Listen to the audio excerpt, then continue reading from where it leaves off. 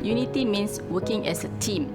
Despite the challenges that we face and the criticism we receive, our shortcomings will make us want to learn and improve even more.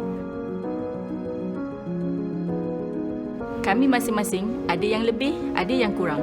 Tapi apabila kami bekerjasama, tak ada satu pun cabaran yang tak dapat kami atasi.